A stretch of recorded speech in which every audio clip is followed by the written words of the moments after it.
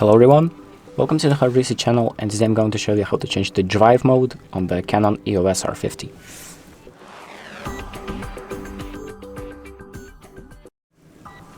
So the first thing that we're going to do is click on the menu button, and then we're going to use our keys right here to navigate through the menus, and then we're going to select the camera subsection and subsection number 2. And then you can select drive mode right here, and then click on this set button to activate.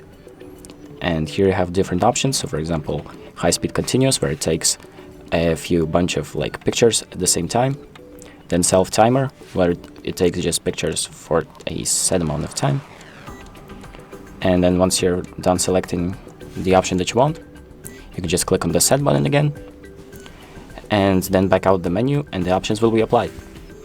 And that's about it. Thank you for watching. I hope this video helps, and make sure to like and subscribe.